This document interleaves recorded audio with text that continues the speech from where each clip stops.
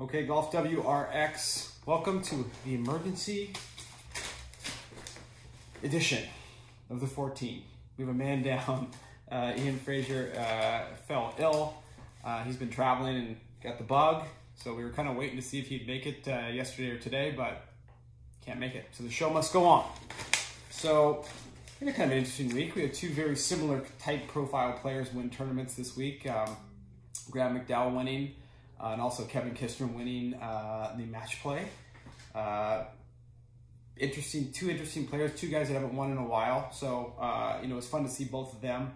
But let's just get into the bags. The whole reason everybody's watching the show is because we're giving you the down and dirty on the guy's equipment. Obviously, Ian's not here to provide his fitter builder expertise, which is always kind of the highlight of the show, but the information nonetheless is interesting. So, the fun for me in this endeavor is going and talking to the tour reps, getting the down and dirty on guys' equipments, their lofts, their lives, their strategies, all that kind of stuff. And I think this particular week, we've had two instances where we have two unique players, very similar profiles in players, 165 to 170 ball speed guys. They're not big hitters. They are manipulators of the golf balls. They're manipulators of the golf course. They're tacticians, both similar profiles as far as their flights, their swing characteristics, all that kind of stuff, and they're both just gritty as all hell. So we're going to start with Graeme Mcdowell. He hasn't won in a while. It's always a popular win. GMAC coming back. He's been working on his swing quite a bit, changing some of the attack angles in the ball, trying to zero out a little bit. So the equipment's going to reflect that. He's made some changes in his irons if you've looked at pictures in the past on Golf WRX, you'll see some of his irons, especially in his 4 and 5 iron. He's made some adjustments, putting graphite shafts in and bigger headed 4 and 5 irons. We'll get to that in a second, but interesting what he's done now with the swing changes. So, Graeme Mcdowell, we're going to start with the top of the bag, the driver. He's in the Srixon Z785, 9.5 degrees, Miyazaki, Indigo, 56X, Indigo, Miyazaki, Cleveland shaft forever. He's been playing that shaft for a long time. I think the last time I saw it was maybe in Keegan Bradley's bag or maybe even Russell Knox. But that's a shaft that GMAC's been playing for a while. Plays a little bit of a longer driver at 46 inches. The lie angle on that driver is 59.5. He doesn't do any tipping to the shaft. He's in a swing weight right around D4. Interesting enough, I was talking to Mike Moberg from Cleveland Srixon, who does all of Graham's work, works with him very closely. When it comes to the driver shafts, the reason why he likes the Miyazaki is it's a very stable shaft across the shaft. So the shaft numbers of the profile, the way that they would mark them up would be like 6666 or 5555 or 7543. You can do the math on that one. But what that meant is just how stiff it was in each section of the shaft. Graham's always liked the Miyazaki shafts at a profile of 7777, which basically means that it's consistently stiff across the shaft in layman's terms. You would think with the way that he hits the ball, which he is a low launch, low spin player, you can just tell by the way that he's very bowed at the top of his swing. He likes to trap the ball, but he's also got the kind of release where the ball sort of, he's not going to launch it up in the air with a bunch of spin. He's kind of a flat ball guy. So you would think that he would want a softer tip in a shaft, like a Tensei Blue, for example. Those shafts, oddly enough, he can't get in the air. He needs, the way that he hits it and the way that he knows how to hit a golf ball, he needs a very, very stiff tip in his shaft. So if a fitter took him, it'd be like, obviously you're going to get a stiff, a softer tip in his driver shaft to get the ball in the air. That's not for Graeme. Graeme needs something stiff and stable across the board. So that's why he's in that shaft. That's why it's hard for him to get out of that shaft. If you saw in the pictures on Golf WRX in the years past, he was messing around, or he wasn't an M1440 for a long time. Made the switch to the Z785, finally getting the ball speeds up to 170, which is like his target unicorn scenario. So he's there, he's happy. So that's that. 3-wood, he's in an M2 Tour, 15-degree 3-wood. I believe that's turned down to 14 degrees. He's in the Miyazaki Indigo 72X in that. And his 3-wood, that's at 43.25 inches, D4 swing weight. Self-explanatory, the M2, those are high launch, low spin, 3-woods. The reason why a guy like Graeme would like that is because at the bottom of the club, when he hits it off the ground, he can control the spin a little bit, but if he wants to tee it up off the tee, off the top of that face, it's hot as all hell. And if he wants to fling it out there 260, 265 or whatever it is for him, he did it. So for the tactician guys, for them, the 3-wood's all about hitting specific numbers. We've talked about it on the show many, many times. It's a numbers game. For them, this is a chess match for those guys. It's not, you know, they're not overpowering golf courses. They need to plot around. 3-wood's a big component in that thing. They need to be able to hit that off the ground to a certain number and off the tee to a certain number. What scares these guys, and I got this information from the guy that works on Kisner's clubs, is the biggest fear for a lot of these players, and one of the reasons why it's so hard to get 3-woods out of their bags is the face is sort of hot top to bottom. And it's very hard to find consistency top to bottom. So every once in a while, an OEM will make a 3-wood that has very low spin off the top of the club face and very high spin at the bottom. They like that because they want to know off the tee they can fling it out there and off the ground. It's not going to, they're not going to flush it and hit it 280 every, 10% of the time. What they're scared of is getting that ball where they're on the range, they're hitting it off the ground, it's flying 270 every single time. And then every once in a while, they'll catch one just in the right part of the face, and all of a sudden it'll go 285, which for them means it's over the green, short-sighted, in a hazard, they're done, they just cost themselves. They need to be able to rely on that ball no matter what, maximizing it at distance. So keep that in mind. So then you go into the Mark IV, but it's a 5-wood. It's a Strixon Z F45, 17-degree 4-wood, lofted up to 19 degrees at 42¼ inches. Once again, Miyazaki Indigo 83X in that. You can see the Miyazaki's in all of his fairway woods and all of his, and his driver. The reason why he turns it up to 19 degrees isn't necessarily a ball flight thing, it's a turf interaction thing.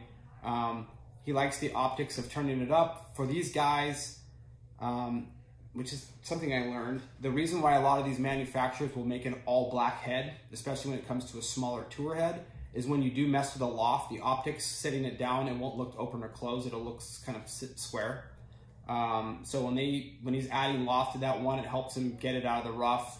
But the turf interaction at 19 degrees, he likes it. Graeme likes to beat down on the ball with a 5-wood. He likes to take a divot. So that just helps him do it. So it almost operates like a hybrid, which he's been playing for a long time. He's in a 22-degree G410, 22-degree hybrid. That's a new one for him. He's been messing around with, he had the Adams 22-degree hybrid in his bag for years. I think he won the US Open with it, 2010. That finally kind of ran its course. He tried to switch into a Callaway Apex Pro hybrid that he had in the bag for a second. Didn't quite love that one. He's messing around with a ping right now. That is a gap filler for him. It operates like his 3-iron. So not 100% sold on that one yet. He's not, but he's messing around with it and seems to like it so far. With the hybrids, he's looking for something that he can hit straight up in the air. That's why he likes those clubs. In the irons, Z745, the old iteration from like 2014, 2015, I believe. Obviously a very popular sole of that golf club. Strixon always did a very, very good sole. That's why their irons have been so popular the last 5 or 6 years. So this is where it gets kind of interesting for Graeme. So over the past 2 years, while he's been going through some swing changes, he's had a lot of difficulties getting the ball up in the air the way he needs to with a 4 and a 5 iron. He's been hitting them very flat. So he's messed around with a beefed up 4 iron or a beefed up 5 iron with graphite shafts, lighter shafts,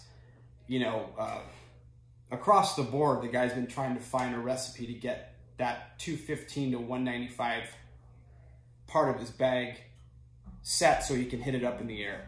With the swing changes that he's been making, he's been able to go back to the set. So he has a full set of Z745s, 4 iron through 9 iron. The only adjustment he's really needed to make is he went with a Nippon Pro Modus 105X in the 4 and the 5 iron just to give him a little bit more speed. Those shafts seem to get the balls in the right flight windows for him. 4 iron flies about 215, 5 irons about 195. So then you go into the 6 iron through 9 iron. Once again, the Z745s. He's in a Project X 6.5 flighted rifle. He's been in those forever. I don't remember Graeme not playing that shaft. I've never seen him in a dynamic gold or anything. Self-explanatory why he likes that shaft. It does what he needs it to do. Like Rory, a lot of those guys that play Project X stay there because they know how the shaft's going to react. Truth be told, a lot of these guys will say, a lot of the tour ups will go, they could probably go out and find something that's better. The numbers are better, but at that level, they don't care. It's comfortability at that point. Then we're going to get into his wedges. So this is where it gets kind of cool and interesting. Like Graeme plays very, very older versions of the Cleveland. So he plays the Rotex 2.0 in 48-degree pitching wedge bent to 47, which takes a little bit of the bounce off of it, which he likes. Then he goes into a 52-degree wedge that he bends down to 51 for the very same reason. And then he's in a 58. In the 58-degree wedge, you know, he's in the Project X 6.0 or 6.5 up to the 52. Once he gets into the 58, he's in a Nippon 115 WV shaft, which is a high velocity, mid stiffness shaft. And the reason why he's in that has nothing to do with the lightness of the shaft. He likes it because it's very stable in the middle of that golf shaft, and the way that he likes to hit his 58-degree wedge, which is to pound down on it and hit it low from 80 yards an hour. He likes it because the ball doesn't balloon, it stays flat and kind of takes that one hop and stops. So that's a pure control thing. He's not necessarily looking to find more spin, he's looking to control trajectory with that golf club. All of the grips on his clubs are Tour Velvet 60 rounds with 4-inch tape, 5-inch tape, and 6-inch tape, and then one full tape from bottom of the grip, which to me sounds like he likes to taper his grips from top of the grip to the bottom, so he likes the whole grip to feel the same length, or the same, I don't know what word that is. He likes to be consistent from top to bottom, if I'm reading that correctly. He's in a Strixon Z-Star XD white golf ball. Similar profile to the Strixon ball he's been playing for a while. I think that ball actually spins a little bit more around the greens and a little bit less off the driver, which is pretty standard with all the balls that come out each year. It's take away spin from one and add spin to the other. It's kind of how they work. And then the putter. He's been using the same putter since his one at Pebble in 2010, which is the Odyssey. I believe that's a White Hot Pro 7. I believe that's the model number on his putter. I didn't get the intel on that one, but I do know the specs on that putter. He's at 3.5 degrees aloft, 34.5 inches. He's got a wind grip on that putter. I know Callaway keeps old. He's got 3 or 4 models of the same putter, and he rotates them out. They're supposedly very, very upright putters. He's had them bent. The Cemetalon is very soft. It's a little bit older, so they have to kind of recycle putters in and out. And what they'll do is Odyssey will take each head, reweigh it, loft lie check it, and then put a new insert in there for him. So he has to constantly check the loft of that putter to make sure that the loft doesn't get bent. So the loft, he's adding a lot of loft because the face insert on that is very soft.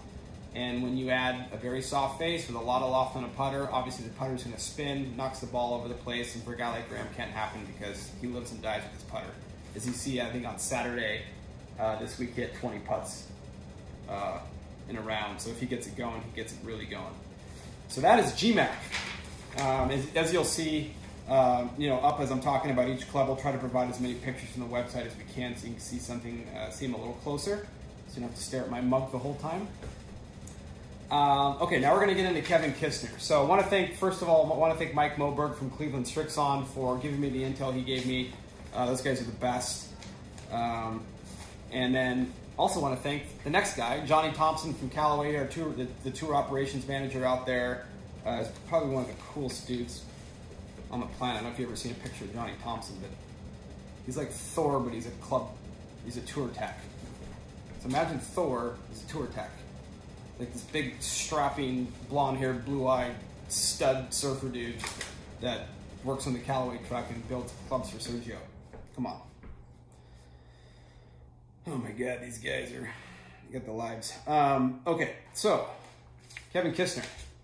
Very much like GMAC, a creature of habit, very, very hard to get clubs in and out of his golf bag. So, I want to start by saying this. He was in the old school Great Big Bertha, the one that Hideki was playing, and I think Patrick Reed played it for a long time. He was in that head for a long time. He was going back and forth with that head. The reason he liked that head is because out closer to the toe, the way that the head was configured,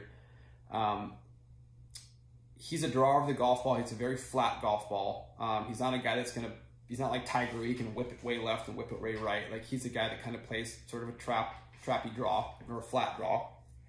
The reason he liked that head is because it was a little bit of a longer head, and out center toe, he could hit it out on the toe. He's not a guy that misses it on the heel, but out on the toe every once in a while when he would miss it, he wouldn't experience that big snap to the left or the big floaty one to the right that doesn't quite turn over. He could still control his trajectory, and his dispersion stayed pretty tight. So when you get a guy that's got that kind of a shaft or a shot characteristic, it's very hard to get him in a new driver, because that's not a spin launch thing. That is a shot that he needs to be able to hit. So now we're going to get into the Callaway diamond heads and that whole conspiracy. So yes, if you looked at the USGA conforming list that came out, you will see Callaway had, I think, a 1 dot, a 2 dot, a 3 dot, and a 4 dot or something like that. So those are all different style heads, different configuration heads, some deeper faces, some longer faces. They all have jailbreak. They all have their version of twist face technology. All the OEMs do in their own way, shape, or form. But the popular one to most of the tour players is the 3 diamond head. So Minwoo's in that head, Sergio's in that head, Francisco's in that head, Phil was in that head when he was playing the Epic Flash. Obviously, Kisner's in that head. And if you keep looking at the pictures, like Garrigus is in that head. There's a ton of guys. The reason I like that head is it's a very neutral face, so it's not biased anywhere.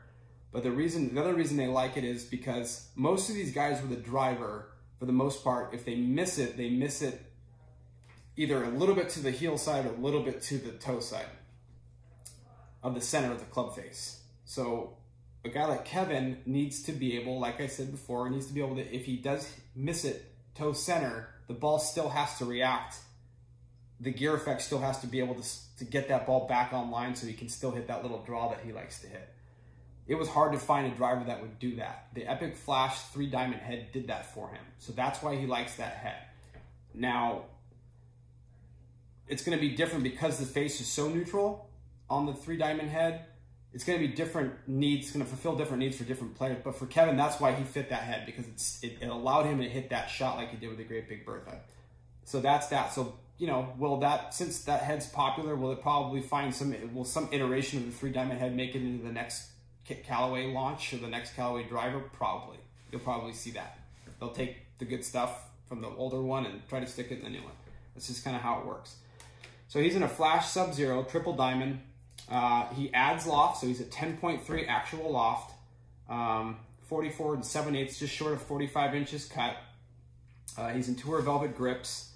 And he is in the Aldila NV 2KXV shaft, green Tour 65 Tour X. It's tipped an inch. He is in 58 round grips, Tour Velvet. Now he's in the older version of the 2KXV shaft. That's a shaft that Johnny Thompson told me, said that Kevin just loves that shaft. He knows what it's going to do. So is there a shaft out there that they can fit that he probably will hit further, knowing that he's a 165 to 170 guy? Could you squeeze a couple MPHs out of him somewhere with a different shaft? Probably, but does Kevin care? No, because at that level, they want to know the shaft's going to do what it's supposed to do. So you're going to find a recurring theme in his shafts here. So he's in the older model of that version of that shaft in his driver.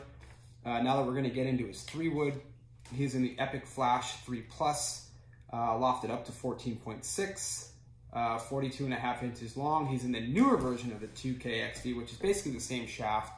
The green 75 Tour X. It's tipped an inch and 7/8, which is pretty standard tipping for a 3-wood.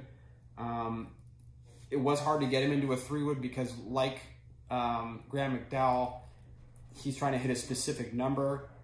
Some of the Rogue 3-wood that he messed around with before, which I believe he was playing a bonded hosel one, was actually too hot in some cases. So off the ground, every once in a while, he'd catch a flyer and the ball would go 275 and it was only supposed to go 260. We'd all love to have that problem, but under the gun, if you're trying to land at 260, it needs to hit 260, especially if you're playing for 500 grand. So this one he seems to like a lot. Apparently he likes it also because he can cut it. He can hit a soft little cut with it, which he doesn't. He's not a player that cuts it a whole lot. So if he can find a club that he can do that on command, it's always a bonus. Then we're going to go into his 5-wood, which is a Rogue Sub-Zero, 18 degrees, 17.5 degree actual loft. It's a 56.5 degree lie angle. That's 42 inches, D3.5 swing weight, with the Aldila 2KXV green 85 Tour X, tipped at 2 inches. And that is his 230 to 235 club. He's not necessarily usually a 5-wood guy. He's kind of gone between a 5-wood and a hybrid. very similar to GMAC. They have very similar bags. But for some reason, this 5-wood sort of operated like a hybrid and a half for him. He could hit it high, he could hit it low, and he can get it out of the rough. So that was a winner for him. So now we're going to get to his irons. He's in 2 utilities. He's in 2 old school Callaway utilities. He's in the Apex UT 21 degree 3 iron, which is actually set to 19.5 degrees at 16.5 degree lie angle, D3.5 swing weight. All of his irons are through the 9 iron or Nippon NS Pro Modus 130 TX or 120 TX. Very popular shaft. Henrik plays it. These guys, a lot of these ball hitters, a lot of the I'm gonna call them ball hitters, the guys that really like to control their balls, especially with their irons, they like that 120 TX because it's not overly heavy, but it plays heavy. What I mean by that is it's a ball that, it's a shaft that doesn't kick the ball too far up in the air, but when they really want to beat it down, they can, and it'll stay down. That's why Schneider-Jan plays it, Henrik plays it, Kisner plays it. They like it because it's a very flat trajectory shaft. And they like shafts that they aren't going to necessarily, they don't necessarily want to hit it straight up in the air. They want to hit it flat and then beat it down when they want to beat it down. That's why that shaft is very, very popular. So then you go into the 4 iron. 4 iron is the Apex UT 24. It's at 38.25 inches cut, 22.5 degrees aloft, 61 degree lie angle, D3.5, same shaft as before. This is where it gets interesting in his iron. So he's in the old school. So he's in a 5-year-old set of Apex Pros. Now, this is where the full Kevin Kisner comes out. So they have found in the new iteration, every single time Callaway comes out with a new pro iron, pro cavity back iron, there's been irons that he's actually hit better than these. He does not like chrome irons. Won't play them. So, and to make a one-off set of chrome irons for these guys is a very costly endeavor. And Kisner's not one of those guys that's going to go and demand the new iron in non-chrome. He's just not that guy. He will just keep playing what he's going to play. So they have 3 or 4 sets of the old Apex Pros that they have on hand for him. He just likes that iron. And ever since he started playing it, his golf life has turned around. So it's kind of hard. He's not a guy that something works, it just kind of works, and it'll work until the end of time. Now, Callaway told me that they are going to make him a set of the new Apex Pro Forged in non-chrome. They're not done yet, but when he gets them, Kevin will switch into those. He's obviously very excited to get his hands on those. But that's the main reason he hasn't switched, because he doesn't like chrome irons. And I can literally see in my head him going, I don't like them because they're chrome. I can see it in my head. I love this guy. So then we're going to go to, I'm going to give you the rest of his specs through 5 through 9 iron. So his lengths, he's at 37 3/4 in a 5 iron, which is like a, standard to some, maybe a 1/4 inch short to some. He's at 25.5 degrees loft and 61.5 degrees on his lie angle on his 5 iron. So you can kind of do the math up and down from there. Then you get to his pitching wedge, which is a Vokey. I think he's in the SM7. I talked to Aaron Dill about his wedges. He doesn't do anything to his wedges. They're basically right off the tour truck stock, the way that they come. The only thing that he's ever done to them is he bends his 46-degree pitching wedge, which is at, I believe, 9 degrees of bounce. He bends it to 47 to add bounce. That's it, to make it 10. Then he's at 50. He's in a 52-degree Vokey and a 58-degree Vokey. Both of them at 12 degrees bounce. Doesn't do anything to them. They're straight up the way that they are. He is in Pro Modus 125s in those. He just, according to Dill, like, they'll try to see how he's doing, or if he wants to make any switches, or if he needs anything, and he doesn't switch. Like the wedges he has are the wedges he has. He likes a lot of bounce squared up. He likes to be able to open it up and manipulate the bounce as he goes. If you look at the grinds on his wedge, it's pretty easy to see, why he picks the shapes that he picks. There's a little bit of heel relief on the 58. The 52 operates just like a 52, so you can tell that a 52-degree wedge is a fairway wedge. And the 58-degree wedge is basically from 100 yards in, he's living and dying with that thing. So that's a very versatile wedge. So it's got heel relief, it's got toe relief, it's got leading edges, it's got some camber, it's got a ton of bounce on it. So he's a guy, the way that his wedge setup is he lives and dies with his 58 around the greens. He uses it for everything. which I think is cool. You know, he's a craftsman. I'm into that. He's in the, down to his putter, he's in the XG number 7H Odyssey putter, 34 1/4. He's been using that putter for a long time. He's at 3.5 degrees of loft, double bend steel step shaft.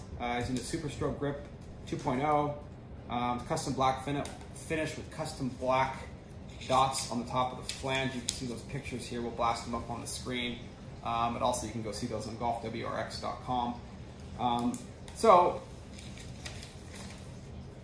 I'll say this is the big takeaway for me. One is these are bags that are manufactured for this specific player. Now, there's a lot of tour issue stuff in here, but there's also a lot of strategy built in both of those bags. Both of these bags are orchestrated to deliver a result. So it's not maximum distance, it's not anything, it's strategy. Like that is those are chess player bags.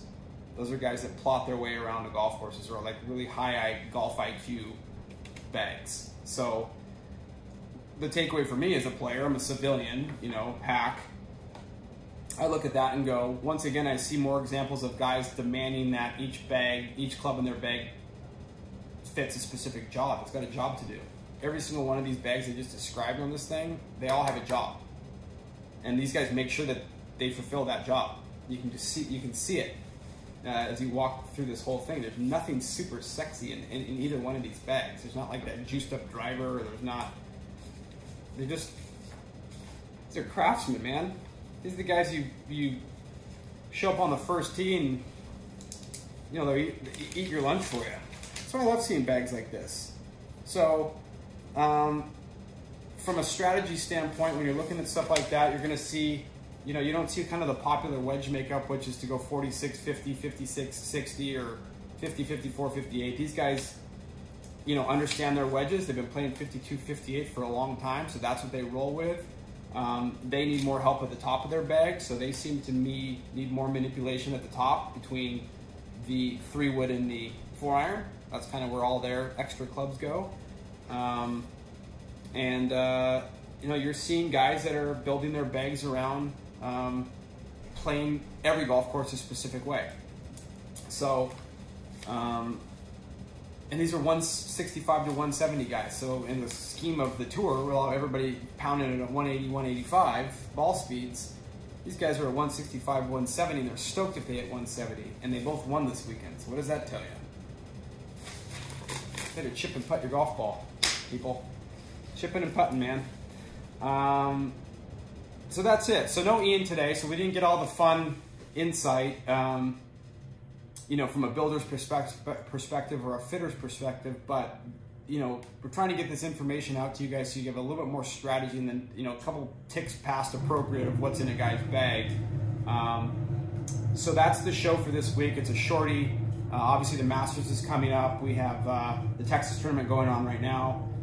Looking forward to getting Ian back on the air next week, and we'll be doing sort of a pre-Masters equipment discussion on top of the winner's bag from this weekend. So I hope you guys are having a good week so far, and I'm looking forward to seeing what you guys think about GMAC and Kisner. So put all your comments in the comment section. You know, if you're not subscribing to Golf WRX or TXG yet, please subscribe to both YouTube channels. And then you can always find more information on all this stuff on golfwrx.com. We post pictures in the forums. It's a great place to go. And just go gearhead out with a bunch of gear geeks. But anyway, I'm Johnny Wunder. This is the 14, the Han Solo edition of the 14. I'm in my office in Toronto, so apologies. It's not as sexy as the TXG set, but it's an emergency. It's the emergency 9. But anyway, have a great day, guys, and we'll see you guys next week. Take care.